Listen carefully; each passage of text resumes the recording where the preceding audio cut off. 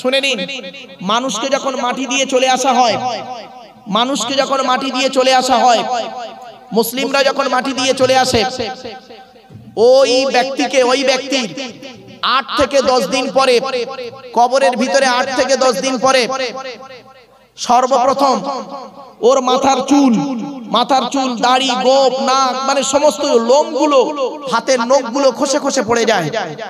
10 থেকে 12 দিন পরে ব্রেনটা গলে গিয়ে, পচে গিয়ে, নাক দিয়ে, কান দিয়ে, গাল দিয়ে বেরোতে থাকে। শুনে নিন, মানব সৃষ্টিকর্তা বলছেন, এ মানব জাতি, তোর দেহের মধ্যে 9টা ছিদ্র করেছি। কয়টা? 9টা ছিদ্র দিয়েছি। 2 নাক, 2 কান, 2 গা, একটা গাল, 2 চোখ, 7টা সামনে পেছনে 9টা। এই 9টা ছিদ্রের যে কোনো একটা ছিদ্র দিয়ে তোর আত্মা বের করে নেওয়া হয়।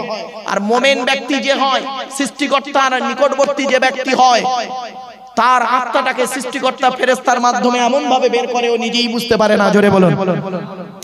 3 নাম্বার হলো কবর বলে আমি কবর কাউকে চিনি না, কাউকে চিনি না তার আমল ছাড়া।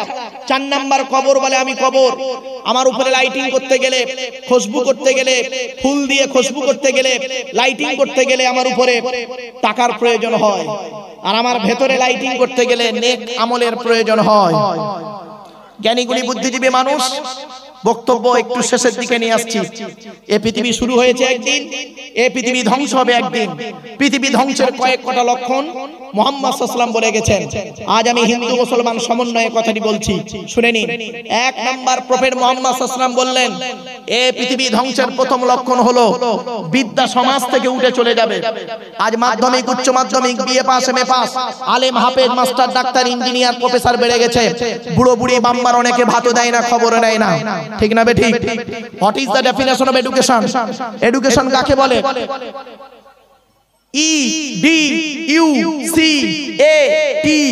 EDUCATION, এক একটা লেটারের এক একটা গুণাগুণ আছে, তবেই তাকে এডুকেশন বা শিক্ষা বলে। ই থেকে ইগার্ডি, বি থেকে ডেভেলপমেন্ট, ইউ থেকে ইউনিভার্সাল, সি থেকে ক্যাপাবিলিটি, এ থেকে অ্যাক্টিভ, টি থেকে টলারেন্স, আই থেকে ইন্টেলিজেন্ট, ও থেকে ওবিডিয়েন্স, এন থেকে ন্যাচারাল। এতগুলো গুণে গুণান্বিত বস্তুকে বলা হয় এডুকেশন বা শিক্ষা, যাকে তাকে শিক্ষা বলে না। মনে রাখবেন, শিক্ষাটা নেবে কে? যে নেবে তাকে বলা হয় student. Who is student? Student কে? কাকে স্টুডেন্ট বলে?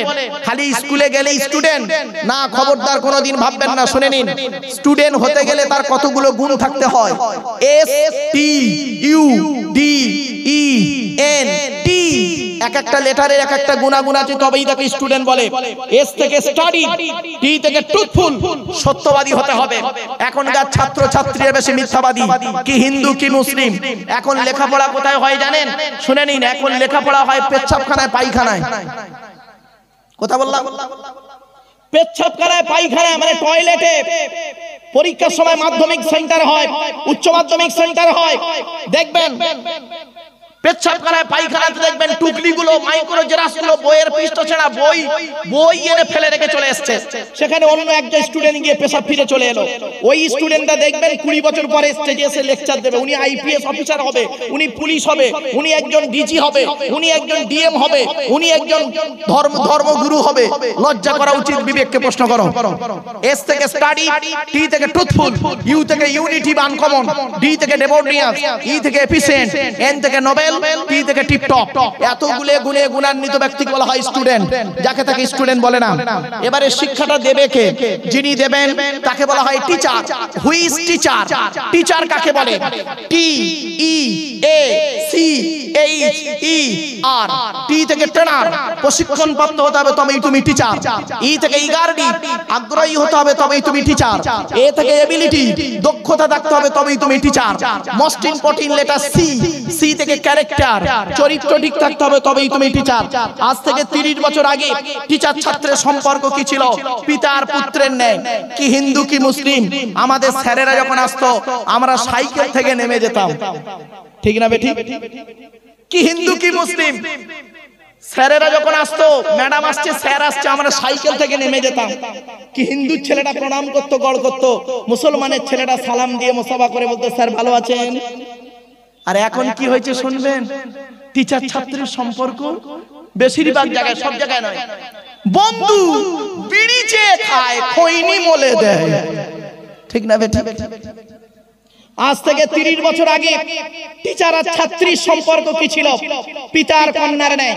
মেয়েটি শিক্ষককে বাপের মতো ভক্তি করত, শ্রদ্ধা করত, আর শিক্ষক ছাত্রীটিকে নিজের কন্যা বলে মনে করত। এখন কি হয়েছে শুনবেন? টিচার ছাত্রীর সম্পর্ক বেশিরভাগ জায়গায় স্বামী স্ত্রী, প্রাইভেট পড়াতে দিয়েছে, ইংরেজি করাতে দিয়েছে, ও বিয়েটাও পড়িয়ে নিয়ে বসে আছে। এই জন্যই প্রফেট মুহাম্মদ সাল্লাল্লাহু আলাইহি ওয়াসাল্লাম বলেছিলেন, the messenger of Allah peace be upon him said, the best এবং are you those with good manner. নবী বলেন, তোদের মধ্যে উত্তম ব্যক্তি ওই লোকটা যার ক্যারেক্টার, চরিত্র ভালো, ওই লোকটাই হলো উত্তম ব্যক্তি। একজন উকিল, ব্যারিস্টার, মাস্টার, ডাক্তার, মোল্লা, মনি সাহেব, পীর সাহেব, দরবেশ সাহেব, আমির সাহেব, মুফতি সাহেবের যদি চরিত্র খারাপ হয়, আর একজন টোটোওয়ালার চরিত্র যদি ভালো হয়, প্রফেট মুহাম্মদ সাল্লাল্লাহু আলাইহি ওয়াসাল্লাম বলেছেন ওই টোটোওয়ালাটাই হলো সমাজের উত্তম ব্যক্তি। জোরে বলুন। Many loss is something loss, health loss is nothing loss, but character loss is everything loss. মানুষের যদি টাকা চলে যায়, ইনকাম করলে টাকাটা আবার ফিরে আসবে। মানুষের যদি শরীর চলে যায়, ভালো মন্দ খেলে শরীরটাও ফিরে আসবে। কিন্তু বন্ধুরে, মানুষের যদি চরিত্র চলে যায়, চরিত্র কিন্তু আর ফিরে আসবে না। তাই প্রফেট মুহাম্মদ সাল্লাল্লাহু আলাইহি ওয়াসাল্লাম বলেছেন, বুখারীর হাদিস, নবী মুহাম্মদ সাল্লাল্লাহু আলাইহি ওয়াসাল্লাম বলেছেন, তোরা আমার দুটো জিনিসের গ্যারান্টি দে। কটা? দুটো জিনিসের গ্যারান্টি দে। মুহাম্মদ সাল্লাল্লাহু আলাইহি ওয়াসাল্লাম বলছেন, আমি বলিনি, তোরা আমাকে দুটো জিনিসের গ্যারান্টি দে, আমি মুহাম্মদ সাল্লাল্লাহু আলাইহি ওয়াসাল্লাম তোদের স্বর্গ বা জান্নাতের গ্যারান্টি দিয়ে দেব। কি? দুই ঠোঁটের মাঝখানে, দুই ঠোঁটের মাঝখানে, দুই রানের বীজখানে, দুই ঠোঁটের মাঝখানে জিবের গ্যারান্টি দে। হারাম খাবার খাওয়া থেকে জিভটাকে ঠিক কর। মা বোনেদেরকে বলি, মায়েরা বোনেরা, আপনারা অনেকে এসেছেন, আপনাদের সম্পর্কে দুই একটা কথা আমি বলবো 2-1 মিনিটের মধ্যে, শুনে রেখে দিই। মা বোনেদেরকে বলে যাচ্ছি, বেশিরভাগ নারী সংসার নষ্ট হয় মেয়ের মায়ের কান ভাঙানিতে। কি হিন্দু কি মুসলিম, ঠিক না বেঠিক? বেশিরভাগ মেয়ের সংসার নষ্ট হয় মেয়ের মায়ের কান ভাঙানিতে। মেয়েদেরকে বলি, মায়েরা, আপনারা আপনি আপনার স্বামীকে আয়ত্ত করুন, আপনি আপনার স্বামীকে আয়ত্ত করুন। এমন কিছু আচরণ স্বামীর সঙ্গে করবেন না যাতে করে আপনি থাকা সত্ত্বেও আপনার স্ত্রী, আপনার স্বামী অন্য মহিলার প্রতি আকৃষ্ট হয়। খবরদার। আর পুরুষদেরকে বলে যাচ্ছি, আপনি আপনার স্ত্রীর সঙ্গে ভালো আচরণ করুন। প্রফেট মুহাম্মদ সাল্লাল্লাহু আলাইহি ওয়াসাল্লাম বলেছেন, তুমি তোমার স্ত্রীর সঙ্গে ভালো আচরণ করো। তুমি যেমন খাবে স্ত্রীকে তেমন খাওয়াবে, তুমি যেমন পড়বে স্ত্রীকে তেমন কোয়ালিটি কোয়ান্টিটির পড়াবে, স্ত্রীকে ভালোবাসবে। আর নারীদেরকে নারী, সমগ্র নারী জাতিকে বলে যাচ্ছি, শুনে নিন, তাওরাতে আছে এবং হাদিসেও আছে।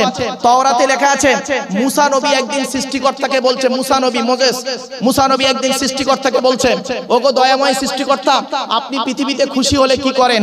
সৃষ্টিকর্তা তখন বললেন, মুসা, আমি পৃথিবীতে আকাশ থেকে বাড়ি বর্ষণ করি, মানে পানি বর্ষণ করি। 2 নাম্বার, মুসা বললেন, ওগো দয়াময়, আপনি তার থেকে বেশি খুশি হলে কি করেন? তখন মুসাকে সৃষ্টিকর্তা বললেন, আমি যে ব্যক্তির প্রতি অত্যন্ত খুশি হই, আমি যে ব্যক্তির প্রতি খুশি হই তার বাড়িতে মেহমান বা অতিথি পাঠিয়ে দিই, কুটুম পাঠিয়ে দিই। 3 নাম্বার, সৃষ্টিকর্তাকে মুসা বললেন, ওগো সৃষ্টিকর্তা, আপনি সব থেকে বেশি খুশি হলে কি করেন? তখন সৃষ্টিকর্তা বললেন, কোন ব্যক্তির প্রতি যদি আমি অত্যন্ত খুশি হয়ে যাই, তাকে আমি শুধু কন্যা সন্তান দান করি। জোরে বলুন। আচ্ছা বাপেরা বলুন তো, পুত্র সন্তান দেওয়ার মালিক কে? কন্যা সন্তান দেওয়ার মালিক কে? তা পুত্র সন্তান, কন্যা সন্তান যদি আল্লাহ দেয়, তাহলে একটা মেয়ে ছেলের 6টা কন্যা হলে তার শাশুড়ি তার বৌমাকে বলে, ওর পেটে বেটা ছেলে নেই। লজ্জা করে না? মেডিকেল সায়েন্স বলছেন, শুনে নিন, জীবন বিজ্ঞান চ্যাপ্টারটার নাম জেনেটিক্স বা বংশগতি বা বিদ্যা, বংশগতিবিদ্যার জনক হলো গেগর জোহান মেন্ডেল। দুটো সূত্র আবিষ্কার করে বলেছিলেন, পৃথক বন্টনের সূত্র, স্বাধীন বন্টনের সূত্র। এক্স আর ওয়াই কে দিয়ে মোটর গাছ কিনে গবেষণা করে বলেছিলেন যে সন্তান জন্ম, সন্তানের লিঙ্গ নির্ধারণ হয় বাপের কারণে, মায়ের এতে কোনো হাত থাকে না। বাপের কারণে সন্তানের লিঙ্গ নির্ধারণ হয়, নারী পুরুষ বাপের কারণে হয়, মায়ের এতে কোনো হাত নেই। ও শাশুড়ি বৌমাকে দোষ না দিয়ে নিজের ছেলেকে দোষ দেন। রেফারেন্স টু দি হলি কোরআন। কোরআন কি বলছে দেখি, লিল্লাহি মুলকুস সামাওয়াতি ওয়াল আরদি ইয়াখলুকু মা ইয়াশা ইয়াহাবু লিমান ইয়াশাউ ইনাসা ওয়া ইয়াহাবু লিমান ইয়াশাউ যুকুর আও ইযাউযুহুম যুকরানা ওয়া ইনাসা ওয়া ইয়াজআলু মান ইয়াশাউ আকিমা। 25 নম্বর পারা 7 নম্বর পৃষ্ঠা 12 নম্বর লাইন, সূরার নাম সূরা শূরা। সেখানে বলা হয়েছে আসমান পৃথিবী জমিনের মালিক হলাম আমি, সৃষ্টিকর্তা। আমি যা খুশি তাই সৃষ্টি করতে পারি। আমি যাকে খুশি তাকে শুধু কন্যা দান করি। এমনও মানুষ আছে 6টা কন্যা হয়েছে, পুত্র সন্তান হয়নি, নেই এমন? আবার সৃষ্টিকর্তা বলছেন ওয়াহাবু লিমান ইয়াশাউ যুকুর, আমি যাকে খুশি তাকে পুত্র সন্তান দান করি, 6টা ছেলে মেয়ে হয়নি। আবার সৃষ্টিকর্তা বলছেন আও ইজাউবিতুহুম যুকরানা ওয়া ইনাসা, আমি যাকে খুশি তাকে পুত্র কন্যা উভয় দান করি, 2টো ছেলে 2টো মেয়ে। দেখবেন আবার সৃষ্টিকর্তা বলছেন ওয়াজআলু মান ইয়াশাউ আকিমা, যাকে খুশি তাকে পুত্র কন্যা থেকে বঞ্চিত করে বাঁধা করে রাখি। তাহলে নারীর দোষ দেন কেন? বিবেককে প্রশ্ন করবেন জ্ঞানী গুণী বুদ্ধিজীবী মানুষ। চলুন, তাই আমি বলছিলাম কি, 1 নাম্বার টিচার হতে গেলে কতগুলো গুণ থাকতে হবে? টি থেকে টেনার, ই থেকে ইগারডি, এ থেকে এবিলিটি, সি থেকে ক্যারেক্টার, এবার আসছে এইচ থেকে অনেস্টি, সততা থাকতে হবে, তবেই তুমি টিচার। ই থেকে আর্লি, টিচার হতে গেলে আগে আগে আসতে হবে। আর থেকে রেগুলারিটি, নিয়মিত ক্লাস করতে হবে। টেনার, ইগারডি, ability, character, honesty, early, regularity, এতগুলো গুণ যার মধ্যে আছে, he is a really teacher. তিনি হলেন সত্যিকারের একজন টিচার। আমার বলার উদ্দেশ্যটাই হলো আলাদা। প্রফেট মুহাম্মদ সাল্লাল্লাহু আলাইহি ওয়াসাল্লাম বলেছেন ইন্নামা বুইস্তু মুআল্লিমা, দুনিয়ার মানুষ মুহাম্মদকে আল্লাহ বিশ্বের মানুষের টিচার করে পাঠিয়েছে। আপনারা মুহাম্মদ সাল্লাল্লাহু আলাইহি ওয়াসাল্লামকে কোন দিক দিয়ে নিতে চান বলুন? একজন ব্যবসায়ী হিসেবে নিতে চান? চলুন। আচ্ছা, এখানে দোকান আছে না ভাই? এই দোকানদার ভাইরা, হিন্দু মুসলিম দোকানদারের এখন যারা দোকান বন্ধ করুনি, হিন্দু মুসলিমদেরকে অনুরোধ করে যাচ্ছি, ব্যবসা কাকে বলে? ব্যবসা কাকে বলে? দোকান খুলে বসে থাকার নাম ব্যবসা নয়। মনে রাখবেন, বয়জফলা বদ অন্তঃসয়াকার, বয়জফলায় বয়জফলা বদ অন্তঃসয়াকার, 3টে মিলে হলো ব্যবসা। বয়জফলায় ব্যবহার, কোন দোকানদারের ব্যবহার যদি খারাপ হয়, সে যত কোয়ালিটি কোয়ান্টিটির দোকানদার হোক না কেন, তার দোকানদারি চলবে না। বয় হলো বচন, কথাবার্তা, কোন দোকানদারের কথাবার্তা যদি খারাপ হয়, তার দোকানদারি বেশি দিন চলবে না। দন্তের সয়াকারে সাধুতা, বিশ্বাস, মহাজনের কাছ থেকে মান আনছো, তার সঙ্গে যদি বিশ্বাসঘাতকতা করেছো, সে তোমায় মালি দেবে না, ব্যবসায়ী চলবে না। ব্যবহার, বচন, সাধুতা, 3টে গুণ যার মধ্যে আছে, he is a really businessman, তিনি হলেন সত্যিকারের একজন ব্যবসায়ী। এই 3 গুণে গুণান্বিত ছিল একজন নবী, একজন ব্যক্তি। তিনি খাদিজার মালগুলো নিয়ে এত সুন্দর ব্যবসার পরিচয়, ব্যবসায়ীর পরিচয় দিয়েছিলেন। তাকে খাদিজাই বিয়ের প্রস্তাব দিয়েছিলেন। পৃথিবীর শ্রেষ্ঠ ব্যবসায়ীর নাম হলো প্রফেট মুহাম্মদ সাল্লাল্লাহু আলাইহি সাল্লাম। জোরে বলুন। শুধু তাই নয়, সায়েন্টিস্ট হিসেবে মুহাম্মদ সাল্লাল্লাহু আলাইহি সাল্লামকে নেবেন। শুনে নিন, 2006 সালে ফুটবল বিশ্বকাপ হয়েছিল, তাই তো নাকি? আরে ভাই বলুন না একটু। 2006 সালে ফুটবল বিশ্বকাপ হয়েছিল, প্রতি 4 বছর অন্তর ফুটবল বিশ্বকাপ হয়। 2006 সালে যে ফুটবল বিশ্বকাপ হয়েছিল, 2টো দল ফাইনালে উঠেছিল, ইতালি আর ফ্রান্স। জিনেদিন জিদান মাথারেজিদ বলে একটা প্লেয়ারকে, ইতালির একটা প্লেয়ারকে মাথা দিয়ে গুঁতো মেরেছিল। টুর্নামেন্টে ভালো খেলার কারণে মানে সোনার বলটা জিদান পেয়েছিল। ইতালি কাপ জিতলো, ফ্রান্স সে বছর হেরে গেল। যে দেশে হয়েছিল দেশটার নাম ছিল জার্মান। যে জার্মানে একজন ভালো মুসলিম স্ট্রাইকার খেলতেন, তার নাম হলো হাফেজ মেসুদ ওজিল। এবার আসছি, ওই জার্মানের সর্বশ্রেষ্ঠ ডাক্তার, ওই জার্মানের সর্বশ্রেষ্ঠ ডাক্তার নাম হলো মিস্টার কুক। কি বললাম? আরে ভাই বলুন না একটু। মিস্টার কুক হিন্দু নন, মুসলমান নন, খ্রিস্টান। মিস্টার কুককে একদিন জার্মানের ছেলেমেয়েরা প্রশ্ন করছে, স্যার রিলিজিয়স অফ ইসলাম সম্পর্কে, দি হলি কোরআন সম্পর্কে, প্রফেট মুহাম্মদ সম্পর্কে আপনি কিছু মতামত পেশ করুন। উনি বললেন, read the holy Quran and tradition of prophet Muhammad Mustafa সাল্লাল্লাহু আলাইহি সাল্লাম, your future life successful, it is my challenge. ওরে জার্মানের ছেলেমেয়েরা, তোরা যদি ভবিষ্যৎ জীবনটা উন্নতির চরম শিখরে পৌঁছাতে যাস, আমি মিস্টার কুক তোদের চ্যালেঞ্জ দিয়ে বলে যাচ্ছি, মুহাম্মদ বলে একজন নবী এসেছিল, ওই নবীর উপরে যে কোরআন এসেছিল, ওই কোরআনটাকে তোরা ভালো করে পড়বি, গবেষণা করবি, আর মুহাম্মাদের হাদিসগুলো নিয়ে গবেষণা করবি, পড়বি।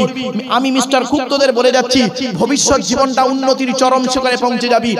সঙ্গে সঙ্গে জার্মানের ছেলেমেয়েরা বলল, স্যার আপনি একজন খ্রিস্টান হয়ে বাইবেল পড়তে না বলে মুহাম্মাদের উপরে আসা কোরআন পড়তে বললেন কেন? আপনি নিজে কিছু পেয়েছেন? তা বলছে, পেয়েছি বলেই বলেছি। বলে কি পেয়েছেন স্যার একটু বলুন। উনি বলছেন, আমি একদিন রাস্তা দিয়ে যাচ্ছিলাম, যেতে যেতে মুহাম্মদ সাল্লাল্লাহু আলাইহি ওয়াসাল্লামের একটা বাণী শুনতে পেলাম। মুহাম্মদ সাল্লাল্লাহু আলাইহি ওয়াসাল্লাম বলেছেন, কুকুর যে পাত্রে মুখ দেয়, ওই পাত্রটাকে তোমরা 7 বার মাটি দিয়ে ধৌত করো।